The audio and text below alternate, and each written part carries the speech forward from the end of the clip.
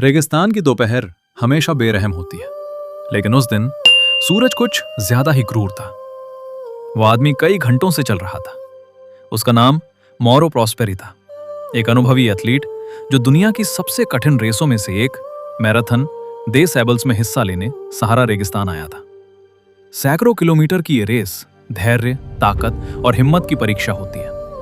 लेकिन उस दिन जो होने वाला था वो किसी रेस का हिस्सा नहीं था। वो एक ऐसी परीक्षा थी जिसमें जीतने का मतलब था जिंदा बचना। दोपहर के आसपास अचानक आसमान का रंग बदलने लगा।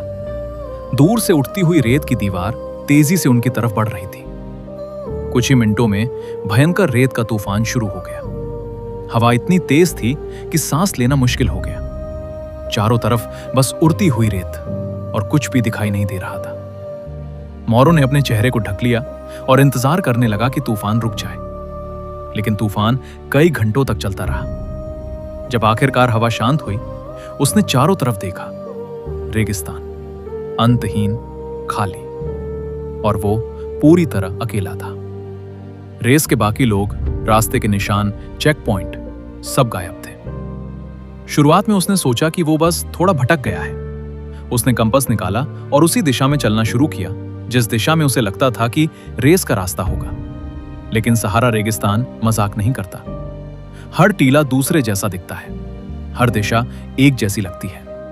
कुछ घंटों बाद उसे समझ आने लगा कि वो सचमुच खो चुका था। उसके पास थोड़ा सा खाना था, थोड़ा सा पानी, और उसके सामने फैला हुआ था हजारों किलोमीटर का रेगिस्तान। पहला दिन किसी तरह गुजर गया। दूसरे दिन सूरज और भी ज्यादा निर्दयी लग रहा था। पानी की बोतल धीरे धीरे खाली हो रही थी। उसके होंठ सूख चुके थे, गला जल रहा था। वो चलते चलते रुकता, फिर चलता, लेकिन चारों तरफ वही रेत। तीसरे दिन तक उसकी ताकत कम होने लगी। उसके पैरों में छाले पड़ चुके थे। हर कदम भारी लगने लगा था। लेकिन असली डर चौथे दिन शुरू हुआ, जब पानी लगभग खत्म हो गया। रेगिस्तान में पानी खत्म होने का मतलब होता है मौत का काउंटडाउन शुरू होना। उसने रेत के बीच कुछ झाड़ियों के नीचे छाया ढूंढी और बैठ गया। उसे समझ नहीं आ रहा था कि अब क्या करे। दूर दूर तक कोई इंसान नहीं, कोई आवाज नहीं, बस हवा और रेत। उसी शाम उसे दूर कुछ दिखाई दिया, एक पुराना मकबरा। वो धीरे धीरे उसकी तरफ चला। यह शायद किसी बहुत पुराने कब्रिस्तान का हिस्सा था। अंदर थोड़ी सी छाया थी और सबसे बड़ी बात, हवा से बचने की जगह। उसने वही रात बिताने का फैसला किया। रात को तापमान तेजी से गिर गया। दिन की आग जैसी गर्मी अब ठंड में बदल चुकी थी। भूख और प्यास से उसका शरीर कांप रहा था।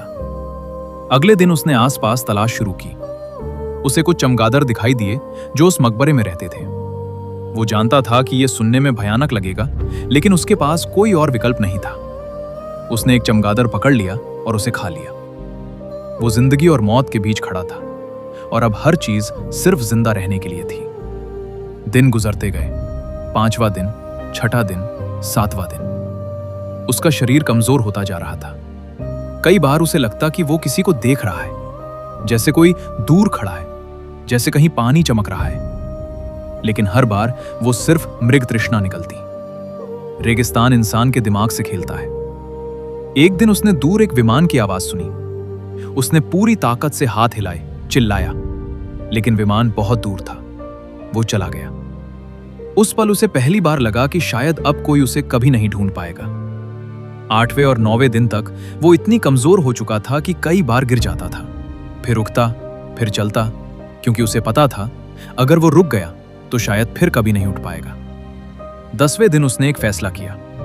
अगर वो धीरे धीरे प्यास से मरने वाला है तो उससे बेहतर है कि वो अपनी किस्मत आजमाए। उसने तय किया कि वो एक दिशा में लगातार चलता रहेगा, चाहे कुछ भी हो। दिन, रात, फिर दिन। रेगिस्तान में समय का अंदाजा खो जाता है।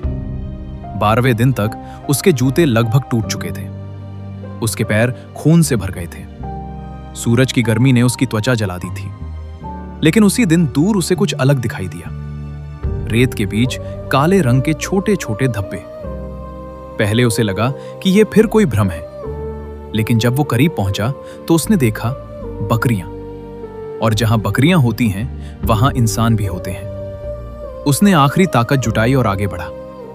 कुछ ही देर में उसे एक घुमंतू परिवार दिखाई दिया। वे लोग उसे देखकर हैरान रह गए। उनके सामने खड़ा आदमी लगभग कंकाल बन चुका था।